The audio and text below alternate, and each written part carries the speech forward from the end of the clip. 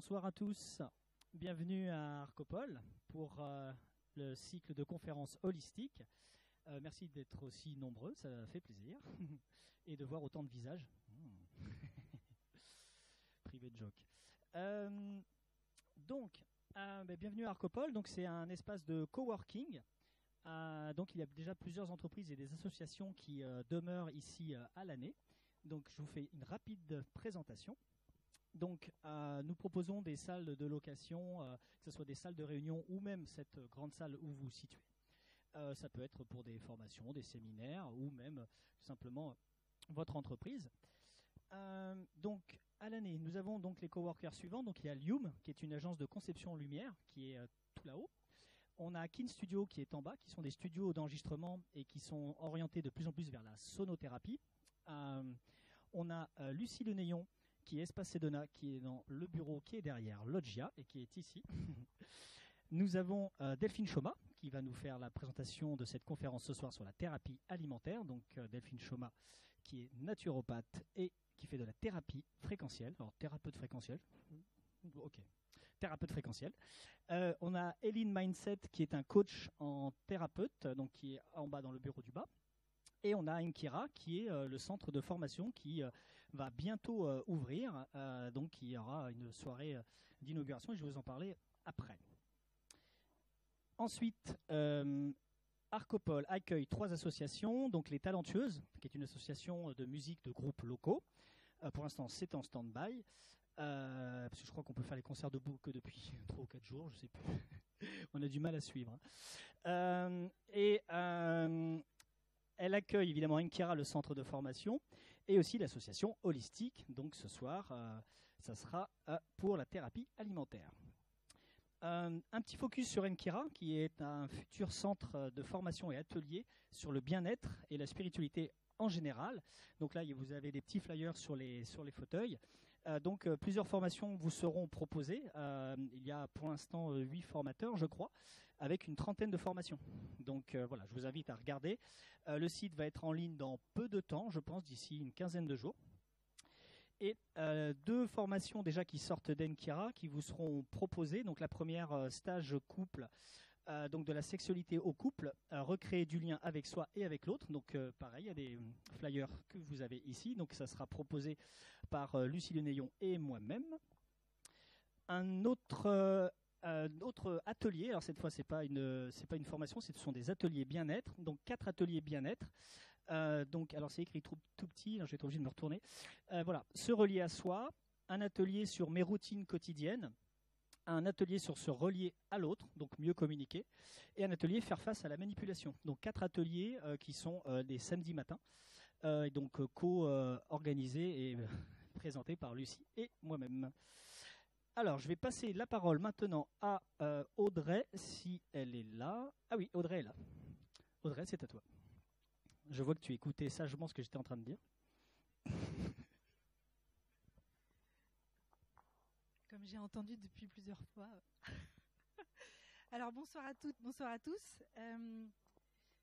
Je vous présente Holistique ce soir. Holistique est né d'une vision en 2019 de faire partager au plus grand nombre l'accès aux soins holistiques, l'accès à une santé plus naturelle qui permettent d'améliorer son état physique, bien sûr, son état émotionnel, sa santé spirituelle également. Et on a la chance de proposer un cycle de conférences mensuel. Donc, les membres actifs d'Holistique sont, en commençant par le haut à gauche, Delphine Choma, qui est la présidente de l'association. C'est donc elle qui animera la conférence qui suit. Delphine Choma, donc on vous l'a déjà dit, elle est naturopathe et également accompagne en thérapie fréquentielle ses patients. Lucie Le Néon, qui est ici présente, accompagne avec des techniques de yoga du visage et également de l'access bar. Cyril, il est thérapeute spécialisé en thérapie de son binaural, sieste bercée, des concepts très très innovants qui permettent d'atteindre des états modifiés de conscience.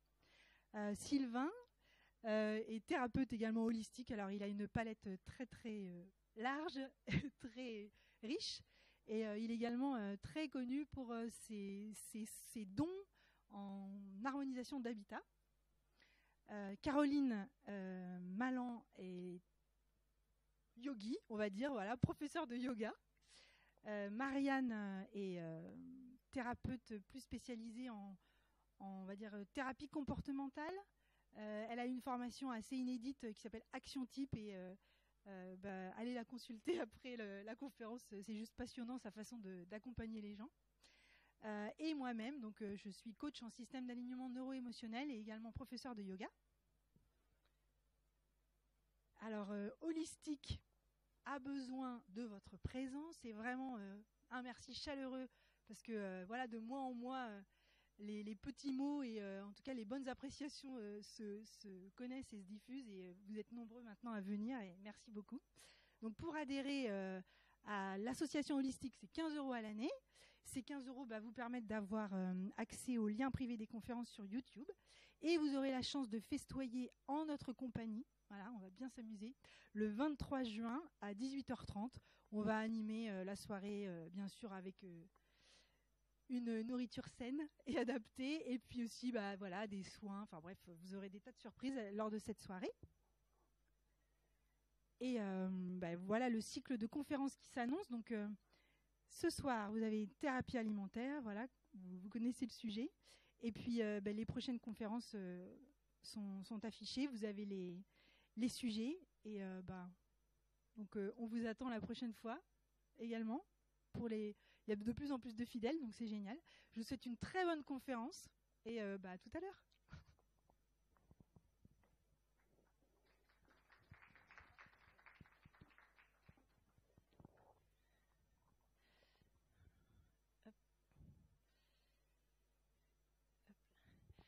Bonsoir à tous, je suis ravie de vous voir, de vous retrouver pour certains aussi depuis plusieurs fois.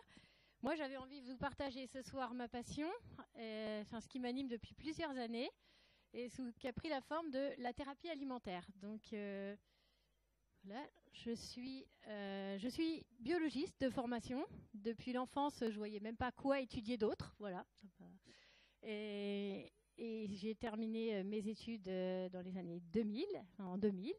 Ensuite, après plusieurs années dans le monde de la cosmétique, puis l'agriculture, j'ai fait la synthèse de tout ça et je me suis orientée vers la naturopathie et j'exerce en cabinet depuis 2014. Et puis, depuis 2014, ma pratique a beaucoup évolué parce qu'au début, ça ressemblait plutôt à un grand cahier de recettes que je proposais à plein de gens et j'ai été au bout de 3 ans très insatisfaite de la qualité de cet accompagnement et j'avais même envie d'arrêter jusqu'à ma rencontre avec une thérapeute belge qui s'appelle Tati Lowers. Enfin, je ne l'ai pas rencontrée physiquement mais j'ai rencontré ses livres qui m'ont été proposés par des amis et c'est grâce à elle que je suis là aujourd'hui devant vous, sinon j'aurais arrêté. Donc j'ai lu ses livres pendant 1 an sans vraiment comprendre la densité de ce savoir. Et je suis allée me former, toujours sur les conseils de ces mêmes amis, donc qui est là, il y en a une là.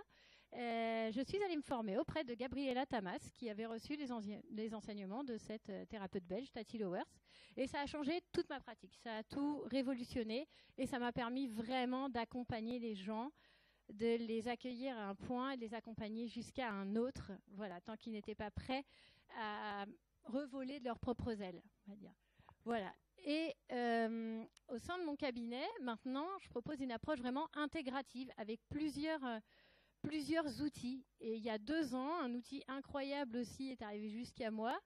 Et c'est les outils de thérapie fréquentielle. Donc, qui m'ont aidé à aller plus loin, à aller plus vite et accompagner encore même beaucoup mieux les gens de manière plus qualitative et plus fine. Voilà. Donc, on ne va pas en parler ce soir. Ce soir, je vais rester sur la thérapie alimentaire. Voilà. Et je propose aussi des ateliers de cuisine, ateliers de pratique en cuisine santé. Voilà. Parce que ce n'est pas tout de manger autrement, de s'alimenter autrement. Il faut savoir aussi comment le faire et ça passe par la pratique. Voilà. Depuis surtout, grande nouveauté, depuis 2020, j'accueille dans ce lieu que j'adore, dans le bureau qui est là. Voilà. juste à côté, chez Arcopole. On s'est rencontrés autour de l'association holistique. Et en 2020, en sortie de confinement, Arcopole a fait un nouveau virage dans sa vie et il a accueilli des thérapeutes. Et j'étais ravie d'être la première à m'installer voilà, dans ce bureau que j'adore. Voilà. Ça, donc, le développement personnel. Voilà. Donc, ah non, c'est ça, l'approche intégrative. Ça, je voulais vous dire. Qu'est-ce que c'est ? En quoi c'est important pour moi ? C'est que on ne peut pas avoir un problème lié à l'alimentation. Je ne parle pas que de l'alimentation. On ne peut pas avoir qu'une porte d'entrée, qu'un livre de recettes, qu'une façon de faire. Et c'est au cours des années, donc j'ai pu développer des outils variés et qui me permettent de m'adapter à chaque personne, à chaque cas. On va piocher dans tous les outils que j'ai en accord avec la personne. Voilà, c'est ça qui me permet maintenant d'aller plus loin et de mieux m'adapter. Donc vraiment, cette approche intégrative, elle permet de rendre la personne plus autonome. Parce que c'est ça le but, c'est pas de venir chercher une recette dès qu'on a besoin d'une recette. Il y a un moment où il faut pouvoir avancer seul et se trouver bien. Donc voilà, donc en fait, l'approche intégrative, grâce à celle-ci, on peut trouver des pratiques psychocorporelles, on peut trouver l'atelier cuisine, ça peut être les thérapies fréquentielles, enfin ça prend beaucoup de formes. Je vais revenir dessus juste après. Déjà, je voulais vous parler de développement personnel, parce que travailler son alimentation, ça s'apparente à un développement personnel. Et vraiment, actuellement, on reçoit beaucoup d'injonctions à travailler sur soi, sur son développement personnel, à devenir une meilleure version de nous-mêmes. D'accord, mais en fait, comment on fait ? Par où on commence ? Qu'est-ce qu'on fait ? C'est quoi la première porte d'entrée ? Qu'est-ce qui est bon pour chacun ? Donc, je vous ai mis la définition. Donc, le développement personnel, c'est un travail sur soi visant à mettre en pratique une philosophie de vie permettant de se sentir mieux individuellement et de se sentir mieux avec son environnement. Voilà. Moi, ma porte d'entrée, c'est l'alimentation. Donc l'alimentation, c'est l'action de s'alimenter, une manière de s'alimenter. Et dans action, il y a agir, c'est-à-dire qu'on va pouvoir s'emparer de l'alimentation. Et c'est ça que je trouve intéressant. Donc, en tant que naturopathe, je suis amenée à questionner l'alimentation. On peut venir pour un problème de peau, pour plein de choses. Mais il y a toujours un moment où on va questionner l'alimentation, plus ou moins. Voilà. Donc, pour moi, c'était une excellente porte d'entrée pour commencer un travail sur soi. Voilà, parce que quand on parle d'alimentation, on ne parle pas que d'alimentation. On parle de soi, on parle de sa vie intérieure, on parle de sa famille, on parle de son écosystème, de son rapport au monde. Voilà, donc l'alimentation, c'est vraiment une porte ouverte sur notre vie. Donc, et c'est vraiment un bon support, un prétexte bien ancré dans la matière pour faire évoluer sa vie. Donc, elle nous met en lien avec le vivant, avec les autres, avec tout ce qui nous entoure. Ça révèle quelque chose de nous aussi. Vous voyez, le gros plat familial posé au milieu de la table ne révèle pas la même chose que les petites bouchées des sushis. Ça ne nous donne pas le même mental, ça ne nous donne pas la même culture. Voilà, les plats indiens également qui sont servis sous plein de formes qu'on va associer mais tous partager, c'est pas la même façon de s'alimenter. Voilà. Donc aujourd'hui, je voulais vous faire découvrir la thérapie alimentaire par l'approche narrative. Qu'est-ce que c'est l'approche narrative ? Alors, c'est quelque chose qu'on voit beaucoup dans toutes les thérapies, psychothérapie, etc. Mais là, ça m'a interpellée d'intégrer ça dans ma pratique parce que vous avez la personne qui vient en rendez-vous, on va l'appeler le client. Il arrive avec une histoire, vous voyez, il a tous ses livres, il a toute son histoire, il est en chemin et il a une problématique. Il vient à la rencontre du thérapeute qui, lui, va avoir des outils. Et c'est l'association des deux, de l'histoire, comment la personne va se raconter et ce qu'on va en faire ensemble. Et c'est là que ça se joue. Et ça prend du temps, en fait. Parce que qu'est-ce que vous questionnez quand vous interrogez votre assiette ? Qu'est-ce qu'elle révèle de vous ? Et est-ce que votre alimentation vous convient-elle ? Ou pourquoi vous la maintenez telle qu'elle est, alors que vous sentez qu'il y a quelque chose qui vous dérange ? Voilà. Et tout ça, donc ça, faire évoluer son alimentation, ça s'apparente à un voyage. Et c'est vraiment un voyage vers soi. Et lorsque j'accueille une personne, je ne sais jamais quel voyage je vais faire. Quand j'ouvre la porte et qu'on se rencontre, je ne sais pas où la personne va m'emmener. Et moi, jusqu'où je vais l'accompagner. Voilà. Donc là, mon intention, c'est toujours de rendre son autonomie à la personne, qu'elle se connaisse mieux, qu'elle se responsabilise plus, et ça va l'amener vers une nouvelle liberté. Voilà. C'est presque aussi un acte politique de travailler sur son alimentation parce qu'on a un impact sur le concret de notre écosystème proche, comme sur notre écosystème. Voilà, on va jusqu'à l'agriculture. Voilà. Donc, dans cette idée de voyage, il y a la durée, et donc ce changement s'inscrit dans la durée. Et là, en parlant de voyage, je vais vous inviter à faire un premier voyage avec vous-même, en dégustant un aliment à travers une méditation en pleine conscience, qui va durer 15 minutes maximum. Et c'est Sylvain qui va vous emmener en voyage. Je vais vous proposer, on va faire passer les aliments. Il y a 3 types d'aliments. Si vous avez envie d'y participer, bien sûr, il y a du chocolat, des raisins secs et des chips. Donc chacun, vous allez prendre un aliment, vous allez le garder dans votre main, et puis Sylvain va vous dérouler la méditation, et vous avez juste à vous appuyer à vous poser sur sa voix et à vivre ça dans votre corps.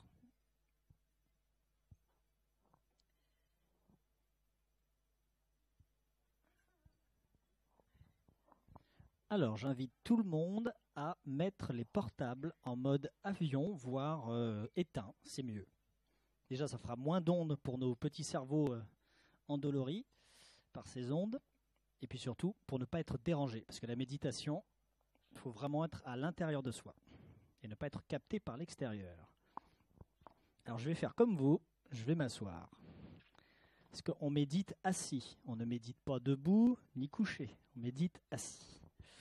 Je vous invite à décroiser les jambes, les bras. Si vous avez des choses sur vous, posez-les. Il faut que vous soyez à l'aise. Ne soyez pas dérangés. Il faut vraiment être à l'aise. Calez votre dos, calez vos pieds. Il faut que vos pieds soient bien à plat sur le sol.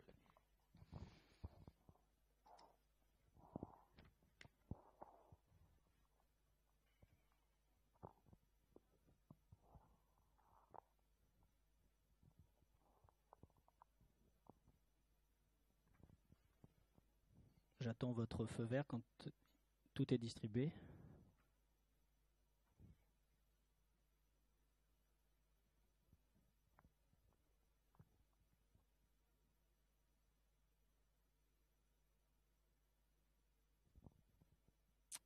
Tout le monde a déjà médité. Ceux qui n'ont pas médité, levez la main. Jamais médité. Ok. Ceux qui méditent quotidiennement, levez la main. Une fois par semaine? Ok. Une fois par mois? Ok. La méditation est une des très grandes portes pour le développement personnel et aussi pour le développement spirituel. Donc je vous invite vraiment à commencer des méditations. Et pour faire simple, quand on n'en a jamais fait, je vous invite à découvrir des applications gratuites telles que Petit Bambou ou Mind, qui permet sur 6 ou 7 méditations déjà de faire le tour des méditations de base, c'est-à-dire les méditations sur la respiration et des méditations sur le balayage corporel, qui sont vraiment les bases. Là, on va faire une méditation un peu spéciale, qui est une méditation en pleine conscience pour développer en fait ces 5 sens et développer et comprendre qu'on a 5 sens. Assez ok. Et bien alors, je vais vous inviter à fermer les yeux. Donc à bien tout décroiser et à prendre une grande inspiration par le nez et une longue expiration par la bouche. Nouvelle grande inspiration par le nez et longue expiration par la bouche. Je vais vous inviter à prendre conscience de votre respiration, de l'inspire et de l'expire. À chaque expiration, on se détend de plus en plus.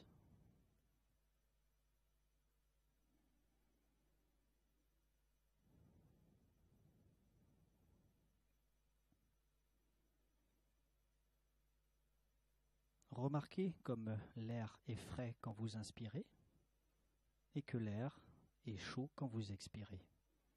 Remarquez le trajet de l'air dans vos narines et vos poumons.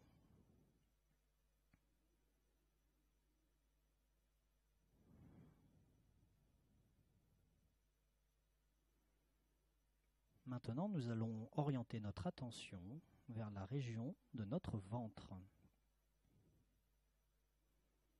Et vous allez vous poser simplement la question, est-ce que vous avez faim? Quelle est l'intensité de cette faim sur une échelle de 0 à 10? 0, je n'ai pas faim du tout. Et 10, j'ai très faim. Posez-vous simplement cette question sans la juger.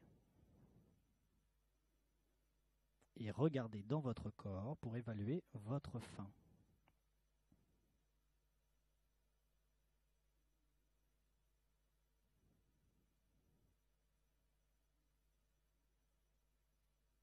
Vous allez maintenant prendre l'aliment dans votre main. Vous allez le placer au creux de votre paume.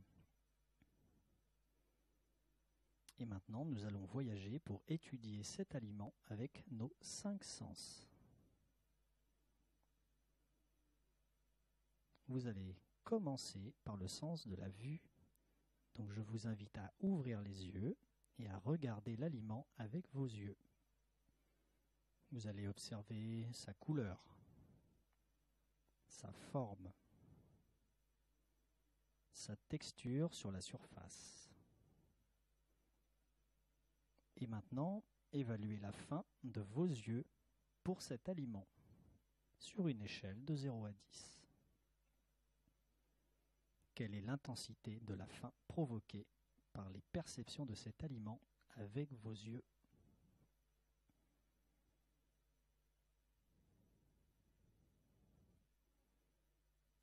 Vous allez pouvoir fermer les yeux maintenant.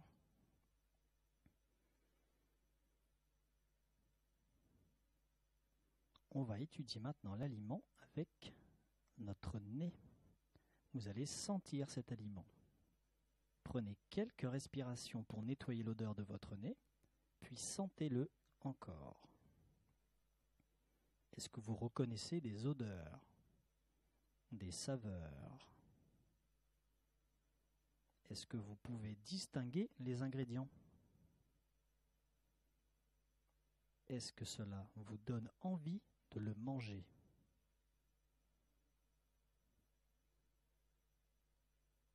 Évaluez maintenant la faim de votre nez sur une échelle de 0 à 10. Quelle est l'intensité de la faim provoquée par la perception de votre nez?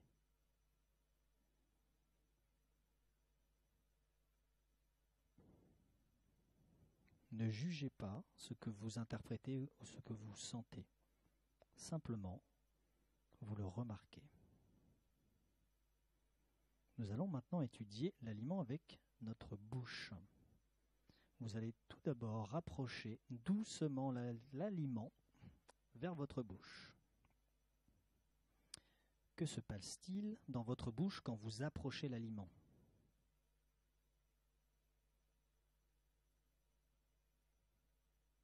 Puis, croquez un petit morceau de l'aliment. Ne mâchez pas, mais faites rouler le morceau dans votre bouche. Explorez-le avec votre langue. Qu'observez-vous?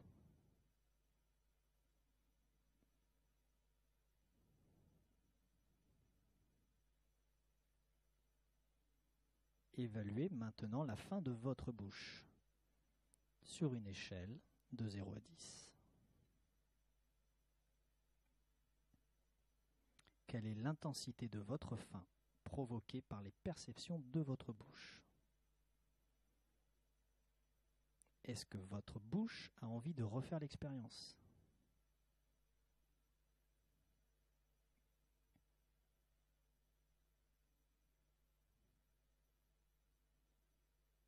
Mastiquez lentement l'aliment. Observez les changements de texture et de goût qui se produisent dans votre bouche.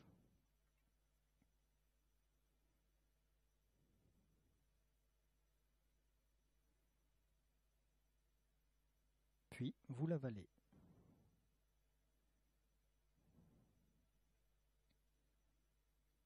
Vérifiez s'il en reste encore quelques particules dans la bouche.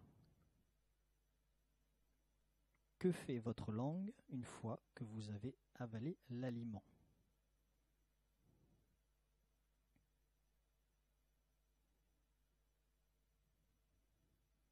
Pendant combien de temps pouvez-vous encore détecter sa saveur?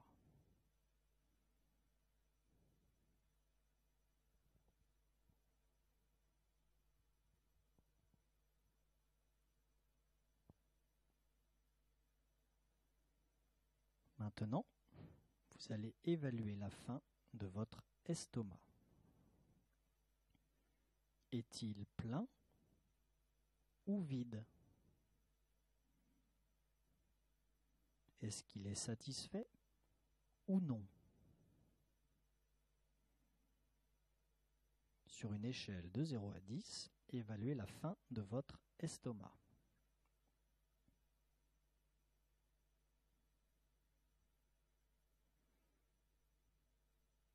À quel degré votre estomac a-t-il envie de recevoir davantage de cet aliment?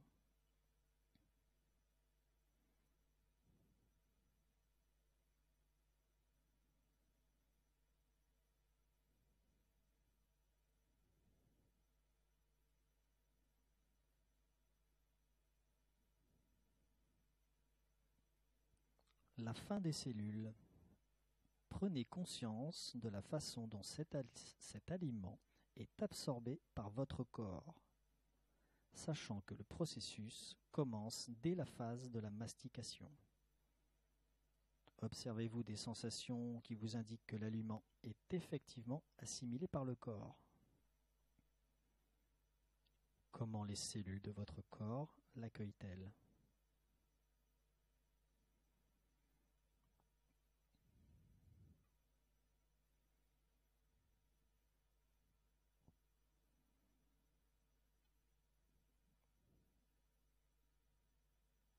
La faim de l'esprit ou du mental.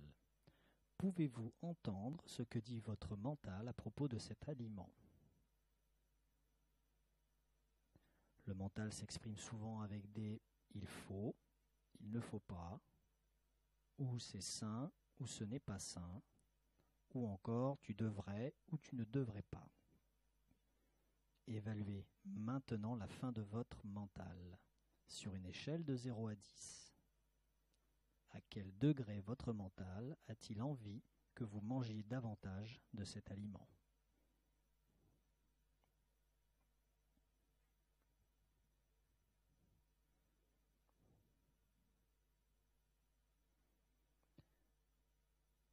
La faim du cœur. Le cœur a-t-il quelque chose à dire à propos de cet aliment?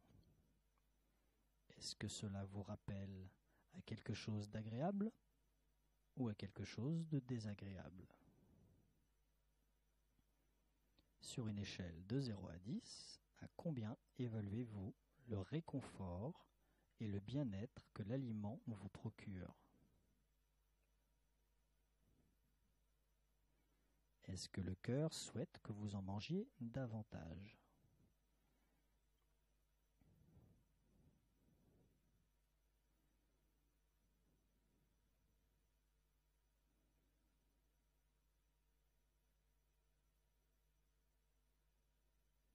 Je vous invite maintenant à prendre une grande inspiration par le nez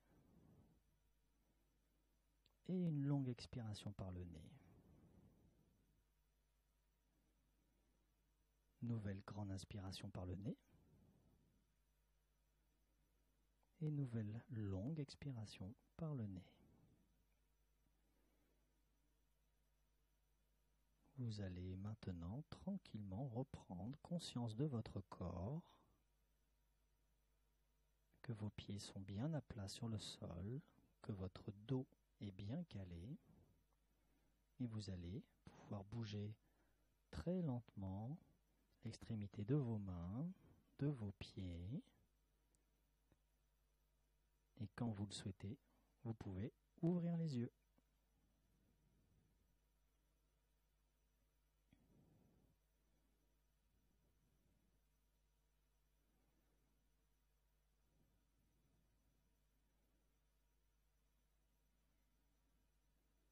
Alors, ce voyage en pleine conscience, difficile ou pas? Quels sont ceux qui ont trouvé ça très difficile? Personne. Oh, nous avons une assemblée de méditants. En tout cas, voilà, c'est vraiment une expérience de pleine conscience, c'est-à-dire qu'on utilise ces 5 sens, et souvent, notre mental prend tellement de place qu'on n'écoute pas nos sens. Et là, on a fait exactement l'inverse. On a débranché le mental, et on a écouté quoi? Le corps. Toujours revenir au corps. Je vais passer la parole à Delphine pour la suite de ce bel exposé. Bien, merci beaucoup Sylvain. Merci de nous avoir accompagnés dans ce voyage. J'espère que ça vous a plu. Je tenais à vous faire partager cette expérience un peu en début de conférence pour que vous puissiez vous y référer et même que vous ayez cet outil un peu dans votre vie quand on se dit « Ah, je vais manger un truc, ah, oui ». Eh bien oui, on le fait, mais juste en ralentissant un petit peu, en conscientisant, ça va déjà nous permettre de désamorcer beaucoup de choses. On va pouvoir questionner notre faim. Alors ça a l'air assez bête, hein, parce qu'on parle souvent de la faim dans la vie quotidienne. On a tout un panel de vocabulaire. Mais finalement, c'est quelque chose qu'on ne questionne pas tellement en profondeur, ni en finesse. Et autant notre mental peut nous mentir, autant notre corps ne nous ment pas du tout. Donc voilà. Donc j'avais envie de vous faire découvrir ça plutôt que de vous décrire, vous faire un long discours pour vous parler des 7 types de faim. J'espère que ça a été concluant pour vous et que vous avez vécu ça dans votre corps et dans vos cellules. Ça va vous permettre aussi d'écouter vos pensées, de les conscientiser. Voilà. On peut aller plus loin et changer encore un petit peu d'angle de vue en se demandant comment on a faim. J'ai mal à l'estomac, j'ai mal au ventre, j'ai mal à la tête, je suis fatiguée. On a toutes les phrases aussi, on a des mouvements d'humeur avec toutes les phrases associées. Ah, je mangerai n'importe quoi tellement j'ai faim, j'ai mal au cœur, j'ai trop mangé. Voilà tout ce qui est associé à la faim. Et en se décalant encore un peu, on peut se demander à quel endroit du corps on a faim. Dans la tête, parce qu'on s'ennuie, on a une émotion, on a un stress. Donc ça, c'est plutôt des fausses faims. Ou bien on a faim dans le reste du corps. Et là, on ressent une fatigue, un mouvement d'humeur, un mal d'estomac. Voilà, c'est une déshydratation, l'heure du repas qui approche. Voilà. Déjà, rien qu'en se posant ces questions, on peut un peu mieux se situer par rapport à son émotionnel et à savoir pourquoi on va manger, comment on va manger. Voilà. Donc, il existe aussi plusieurs postulats de l'alimentation. C'est-à-dire que l'alimentation n'est pas rationnelle. Ça serait la science ne peut et ne pourra pas nous dire, jamais, je crois que ça ne va pas arriver, ce qu'il faut manger dans le détail, chacun de nous, pour être en parfaite santé. C'est assez irrationnel pour se sentir bien, parce que chacun va se sentir mieux dans une alimentation, dans une autre, parce qu'il y a plein d'autres paramètres qu'on va voir. L'alimentation est individuelle. Donc la seule règle, voilà, c'est qu'il n'y a pas de règle. Il n'y a pas de règle. Bon, il y a des grandes règles, hein, évidemment. Certains burgers associés de certaines boissons en continu, là, on a la règle que ça ne va pas être fameux pour notre état de santé. Voilà. Mais globalement, il n'y a pas de règle. C'est bon, ce qui est bon pour l'un n'est pas bon pour l'autre. Voilà. Des crudivores, c'est très bon, c'est des très bons légumes, ou des très bons fruits, très bons légumes, bio, tout ce que vous voulez. Eh ben, ça ne convient pas à tout le monde si on les mange crus tout le temps à longueur d'année. Voilà, pourtant, c'est bon. Donc, l'alimentation, elle est profondément émotionnelle. Là, on vient de le voir, vous avez vécu un peu ce voyage. Ça dépend de l'état d'esprit, du moment où on est dans notre vie, si on est à plusieurs, en famille, si on doit partager. Voilà. Et nos états d'âme influencent vraiment l'alimentation qu'on se choisit et qu'on s'offre.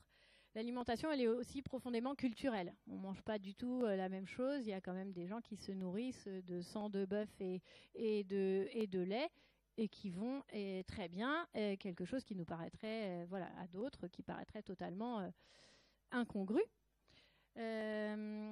Donc dans chaque culture, vraiment, il y a des choses qui sont qualifiées de saines et bonnes dans une culture et qui ne le sont pas dans une autre. Voilà. Et donc c'est vraiment le reflet d'une personne à sa vie. Hein. Donc, voilà. Donc changer. Alors le docteur Jean Trémolière, c'est un médecin nutritionniste qui est décédé en 1976. Donc il est né vraiment au début du XXe siècle. Et il avait déjà fait beaucoup de travaux et il était déjà parti dans cette approche intégrative. Donc ça fait très très longtemps qu'on est sur le sujet. Hein. Et lui disait qu'on ne peut pas changer un comportement alimentaire, c'est descendre au plus profond de sa personnalité. Voilà, c'est la notion de voyage. Voilà. Donc vraiment, c'est une grande erreur de penser que l'information et la volonté, ça suffit pour changer son alimentation. Voilà, c'est bien plus subtil que ça. Et tant mieux. Donc je voulais revenir sur l'origine un peu de la thérapie alimentaire.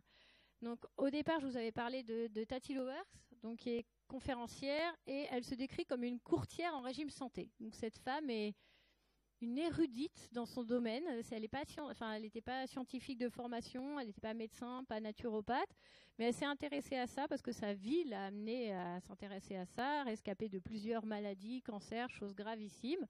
Elle a questionné toutes ces notions d'alimentation et elle a surtout essayé sur elle-même des choses très extrêmes parce qu'elle a vraiment une âme de cascadeuse. Et puis elle a commencé à écrire des livres, elle a une littérature très très très dense et a proposé de déconstruire tous ces dogmes de l'alimentation pour revoir tout ça et voir ce qui fonctionnait de manière universelle. Voilà. Donc elle m'avait la première interpellée avec ses travaux. Et je vous avais parlé ensuite de Gabriela Tamas, qui est naturopathe, elle, et qui est basée à Angers, et qui a fait un peu le même chemin que Tati Lowers, pour des raisons de santé également. Elle a questionné tout ça, et elle a rencontré Tati Lowers. Elle a totalement changé sa vie, totalement changé sa façon d'être au monde, et elle proposait de transmettre en fait l'approche de Tati Lowers qui est tellement dense. Et elle, son génie, c'est de proposer quelque chose de très synthétique et de beaucoup plus abordable dont on peut s'emparer. Donc elle reçoit à son cabinet, mais elle forme surtout des thérapeutes. Voilà. Et depuis plusieurs années, en fait, je fais une supervision avec elle et un groupe de thérapeutes. Et c'est ce qui nous permet d'avancer ensemble. Et elle avance avec nous. Voilà. Et son but, c'est d'accompagner donc ces professionnels vers une prise en charge globale des personnes qu'on reçoit en cabinet. Voilà, moi c'est ce que je recherchais depuis des années. Donc ça, c'était l'origine pour moi pour arriver là, jusque-là, vous parlez de ça aujourd'hui. Et c'est Gabriela qui a décidé d'aller plus loin que les recettes, les cahiers, les livres et de proposer un accompagnement. Voilà. Donc la thérapie alimentaire, c'est un cadre particulier là qu'on a baptisé Accord. Donc c'est vraiment un accompagnement. Donc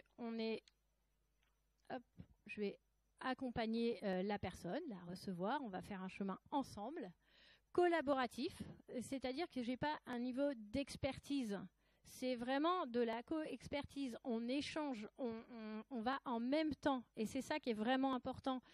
C'est pas un changement à n'importe quel prix d'ailleurs. Est-ce que c'est juste d'exiger de quelqu'un un changement trop important qui va être trop coûteux, qui va peut-être avoir un impact négatif dans sa famille? On ne peut pas sortir la personne de son écosystème. Un accompagnement qui est curieux également. Il faut faire preuve de beaucoup de curiosité pour aller questionner énormément de choses et des domaines qui n'ont pas forcément trait à l'alimentation. En cabinet, je vais poser des questions sur tous les domaines de vie. Parce que c'est là que se trouvent les réponses, c'est là que se trouvent les petites entrées pour changer. Être ouvert et oser, voilà le O pour ouvert et oser, ouais, ouvert, accueillir la personne telle qu'elle est, là où elle en est. Il n'y a pas de petites demandes, il n'y a pas de demandes ridicules. Et des fois, les petites demandes ou les demandes qui semblent un petit peu anodines, elles vont cacher derrière un grand projet qu'a la personne ou un grand problème qu'elle n'a pas forcément identifié. Et c'est au cours du chemin de l'accompagnement qu'on le découvre ensemble et qu'on peut mettre les mots dessus. Donc l'accompagnement, il est respectueux également. qui dépend il y a un cadre qui permet aussi ce respect. Et c'est très important de nouveau de respecter le rythme, la culture, l'écosystème de la personne, comment vit-elle, où vit-elle, avec qui, et comment faire avancer tout le monde pour qu'elle reste au mieux avec son environnement. Et c'est surtout décentré. Et le côté décentré, c'est vraiment ce qui permet d'avancer, c'est qu'on fait un pas de côté, le thérapeute comme la personne, mais surtout la personne, pour ne pas s'identifier à son problème. La personne n'est pas son problème. Quand on dit voilà, je suis boulimique, mais non. Vous avez des crises de boulimie. Vous n'êtes pas une boulimie. Vous êtes une personne qui vivait quelque chose qui est problématique pour vous à ce moment-là de votre vie. Et ça, c'est particulièrement important qu'on puisse regarder ce problème, le mettre à distance, parce que comme ça, on peut se mettre à le manipuler, on peut mieux l'explorer, on peut mieux le toucher, on peut mieux savoir de quel côté on va le cerner, en fait. Voilà. Alors, quand une personne arrive et qu'on se rencontre, oui, je vous ai pas dit, oui, c'est quand on parle de voyage et de durée dans le temps, voilà, un ordre de grandeur, c'est en thérapie alimentaire, c'est environ 1 an. C'est 4 à 6 séances, ça dépend des personnes. Des fois, au début, c'est rapproché, on se voit 2-3 fois, peut-être 1 fois par mois, ou des fois, on laisse juste passer 15 jours ou 3 semaines, parce qu'on apprend à se connaître. Mon but, c'est toujours d'emmener la personne vers son autonomie, de faire le premier pas, quel que soit le pas. Il n'y a pas de petits pas, en fait. Tous les pas sont importants. Et puis ensuite, souvent, les gens ont fait une première étape. Ils sont venus pour leur premier objectif. On va en parler après de ces objectifs. Et puis, ils ont mûri autre chose. Et on se revoit plus tard, peut-être 1 an après, 1 an et demi, pour un autre type de travail. Parce que d'avoir passé ce premier pas, ça permet d'aller plus loin. Voilà. Et tout ce que je vous dis, c'est aussi parce que, là, je prêche pour ma paroisse, c'est la thérapie alimentaire, mais tous ces outils, ils sont utiles pour vous dans votre quotidien. Dès que vous posez ce regard sur vous ou sur votre entourage, vous pouvez vous emparer de ces outils et vous en servir dans votre quotidien de tout ça. Il faut avoir cette notion de temps et cette notion de mise à distance. Voilà. Donc, quand on se rencontre, les gens arrivent avec, je dirais, différents états d'esprit. Il y a des gens qui viennent plutôt en visite. Donc, ma femme m'a envoyé, ma mère m'a envoyé, voilà. Donc, évidemment, on ne se rencontre pas tout à fait de la même façon quand on est un peu contraint. Voilà. Donc, on peut faire un premier travail, mais on a déjà un travail de mise en relation. On peut aussi se rencontrer, et là, c'est plutôt, la personne arrive plutôt avec des plaintes. Je vais mal, il n'y a rien qui marche, je ne comprends pas, ou j'ai tout essayé, enfin ça ne va pas, quoi.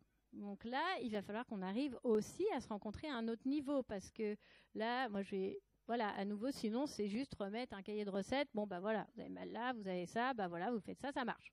Bon, ça ne donne pas tellement de résultats. Un résultat immédiat, certes, mais ce n'est pas satisfaisant même pour la personne dans son développement. Ensuite, on a le niveau de conseil. Voilà, j'ai déjà fait plein de régimes et j'en voudrais un nouveau. Il paraît que vous proposez une autre méthode et c'est celle-là que je veux. Bon, bah là, on n'y est pas tout à fait encore dans cette co-expertise parce que là, on va être nouveau sortir une recette et la solution devient encore un nouveau problème. Voilà, donc premier chemin à faire pour qu'on arrive ensemble à ce niveau de co-expertise. Moi, c'est vraiment celui-là qui m'intéresse. C'est travailler avec la personne telle qu'elle est, avec toutes ses forces, avec ses faiblesses, avec les outils qu'elle a déjà. On va complémenter nos outils, en fait. Voilà.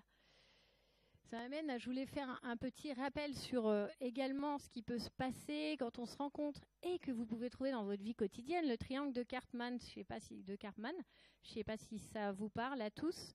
Victime, bourreau, sauveur. C'est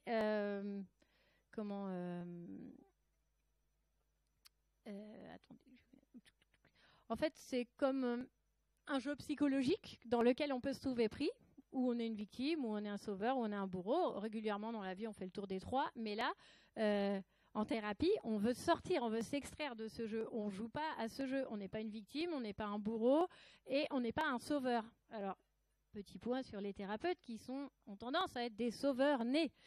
Alors les thérapeutes aussi travaillent sur eux pour ne pas avoir envie de sauver les gens qui viennent les rencontrer, mais de les accompagner. Et ça aussi, vous, quand vous rencontrez un thérapeute ou que vous rencontrez quelqu'un, voyez qu'il n'a pas un engagement de sauveur aussi, parce qu'il va y mettre un affect qui n'a pas lieu d'être, et ça ne permet pas cette mise à distance du problème pour avancer ensemble. Voilà. Alors, je voulais revenir sur cette notion, j'avais prononcé les mots liberté et autonomie, et je voulais en reparler avec vous pour faire bien la différence. Parce que, alors, je vous ai mis les définitions, ça me paraissait le plus simple, mais la liberté, c'est la responsabilité, la conscience de soi, et c'est pas de faire tout ce qu'on veut, mais c'est pas être contraint de faire ce qu'on ne veut pas, la liberté. Et donc là, si on la met à l'autonomie, l'autonomie, elle se construit. Il va falloir du temps.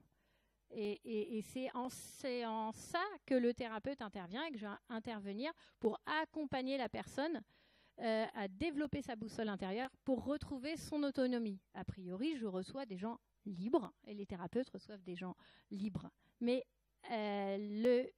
l'enjeu, c'est de leur rendre leur autonomie. Voilà. Et c'est vraiment différent d'avoir une liberté alimentaire ou une autonomie alimentaire. Voilà. Oui, là, on est un pays où on a une liberté alimentaire. Vous pouvez aller dans un magasin, dans un marché, vous avez la liberté d'acheter ce que vous voulez pour vous nourrir. Mais qu'est-ce que vous avez comme autonomie ?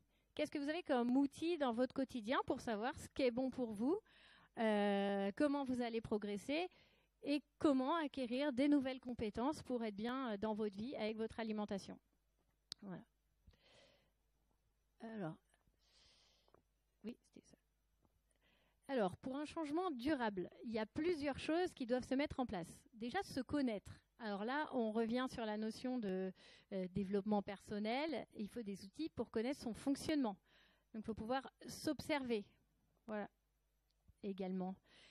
S'observer, ça se fait comment ? Ça se fait aussi à partir de... Il faut avoir un petit peu de recul. Donc, ça peut être prendre des notes. Ça peut être faire des menus, avoir un carnet de bord de comment on se sent quand on mange ça, ce qui se passe. Voilà. Alors, on ne passe pas sa vie à s'observer, hein, mais c'est un bon début pour se connaître, pour avoir des outils, pour avancer. Il faut également planifier. Alors, ça peut être planifier ses courses, planifier ses menus. Là aussi, c'est des choses, c'est propre à chacun. Il y a des gens qui n'ont pas besoin d'avoir un emploi du temps chronométré. Ça ne leur va pas d'écrire les menus de toute la semaine, mais on va planifier au minimum parce que sinon, on n'arrive pas à suivre le chemin, le voyage. On perd le fil, voilà. Et ça nous amène à la notion de se responsabiliser. Quels sont nos objectifs ? Il faut aller au rendez-vous. Il faut se fixer des challenges, il faut les respecter, ces rendez-vous, les rendez-vous de suivi avec les thérapeutes. Et il faut également mettre de la souplesse, il faut s'offrir ça, parce que ce n'est pas au premier pas ou dès qu'on décroche ou parce qu'on a mangé un aliment interdit ou qu'on s'était dit qu'on n'allait plus jamais le manger, qu'on va se flageller. On ne peut pas avancer comme ça, là. Il faut s'offrir de la douceur.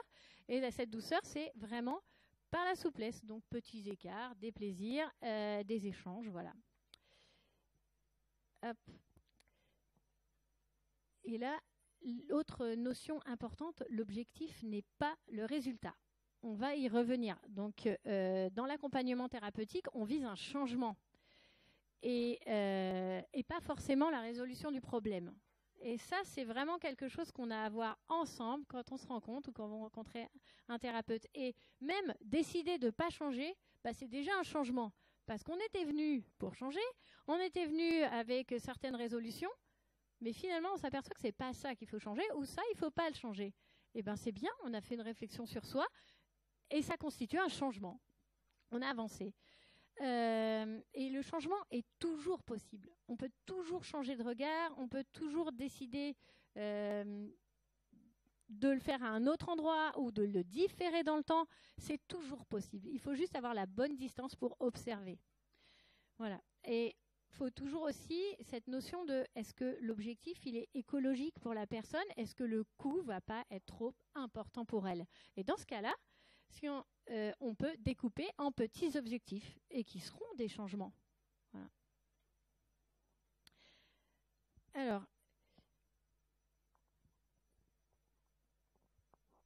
Donc, je me suis... Tac, tac, voilà. Hop. Donc, quand on est au cœur de la thérapie et qu'on arrive, la personne arrive avec un problème. Donc là, il faut savoir comment parler de son problème. J'ai observé comment parle la personne de son problème. Et vous, comment parlez-vous de votre problème? Vous pouvez observer ça. Le problème, c'est vraiment ce que la personne peut identifier comme quelque chose qui entrave sa vie. Et souvent, ça se traduit par un symptôme. Voilà. Ce symptôme, c'est vraiment la manifestation du problème. Et il est là mais le symptôme, il est aussi là pour prendre soin de quelque chose qui est précieux dans la vie de la personne. Pour le moment, elle est restée à un équilibre avec ce problème, avec ce symptôme. Tant que le symptôme est là, ça signale l'existence du problème. S'il disparaissait, le symptôme, ça ne voudrait pas dire qu'il n'y a plus de problème. Donc là, il prend soin de quelque chose, le symptôme. Donc c'est quelque chose vraiment à questionner. Et le problème, il ne peut pas être résolu au niveau où il s'est créé. Voilà, je vous parlais d'une personne qui va arriver avec une demande d'un énième régime. Donner une autre approche pour un énième régime n'est pas une solution. Ça devient encore un problème, en fait, puisque le problème n'est pas là. Le problème, c'est qu'il faut questionner pourquoi ces demandes et pourquoi ça n'a pas abouti à un changement. Donc la vision du problème est le problème. Donc, on va s'attacher à qualifier le problème, à en parler, à le mettre à distance. Et ça, c'est déjà un gros travail. Et rien que ça, de savoir mettre son problème à distance, de le qualifier et de se désengager, de ne plus s'identifier à lui, c'est un énorme travail et c'est une grande avancée. Voilà. Alors, ensuite, on a la personne donc arrive avec son problème. Et elle a aussi un objectif. Voilà. L'objectif, c'est vraiment ce qu'on veut atteindre. Voilà, moi, je veux aller là. Mais l'objectif, c'est pas forcément le résultat. Parce que sur l'objectif, il y a plein de paramètres autour. Donc, on ne sait pas. Je ne sais pas quel va être le résultat. Quand je rencontre quelqu'un, je ne sais pas quel sera le résultat. Même si on a un problème identifié, qui se traduit par des symptômes, avec un objectif, je ne sais pas quel sera le résultat. Voilà. Mais en tout cas, cet objectif, il doit être vraiment suffisamment fort et important pour la personne pour qu'elle reste motivée dans le déroulement de la thérapie et sur tout le voyage qu'on va faire ensemble. Donc, il y a autre chose par rapport à l'objectif, c'est que l'objectif de la personne que je rencontre n'est pas le même que moi. Moi, je vais lui faire un certain voyage d'une certaine façon, en m'adaptant, et la personne arrive avec l'objectif déjà défini. Voilà. Donc, ensuite, on va donc avoir le résultat, et c'est ce qu'on va obtenir, et c'est ce qui va être concret, mesurable. Voilà, par exemple, si on veut obtenir le résultat, un objectif, je veux me sentir mieux dans mon corps, je veux atteindre mon poids de forme, ou je veux bien vieillir, ou je veux une alimentation adaptée, le résultat pourra être une perte de poids pour tous ces objectifs-là. Voilà. Mais je veux perdre du poids, est-ce que ça se traduira par je suis mieux dans mon corps, j'atteins mon poids de forme ou je vieillis mieux? Voilà, c'est pas évident. Donc il existe vraiment un décalage entre objectif et résultat. Et c'est là qu'on va commencer à questionner. Donc,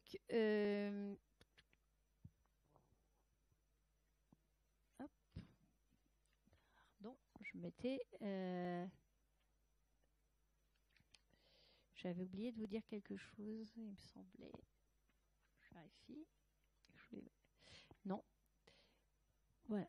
Alors, maintenant, qu'est-ce qui se passe dans la relation? Qu'est-ce qui se passe pour le thérapeute? En fait, la personne vient demander de l'aide pour un problème et qu'elle rencontre dans sa vie. Et donc, le thérapeute s'intéresse au processus. Donc, le processus, c'est tout ce qui se passe dans l'environnement de la relation. C'est tout ce qui se passe dans le non-verbal. Et puis, donc le problème, c'est le résultat d'un processus existant. Donc, il y a quelque chose qui se déroule et qui ne permet pas à la personne de sortir et de trouver la solution par elle-même. Donc, hop. Et le client, enfin la personne, invite le thérapeute dans son processus parce qu'elle y est déjà. Donc, elle raconte son histoire. Et au cours de cette histoire, elle se raconte d'une certaine façon. Et là, tout l'enjeu,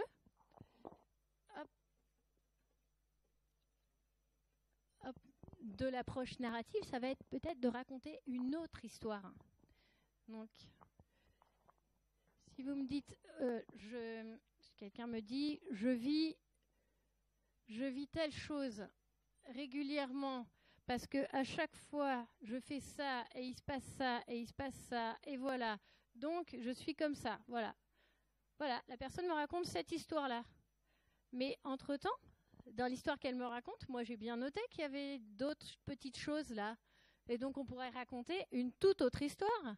On pourrait raconter celle-ci, avec des hauts et des bas, on pourrait raconter plein de choses.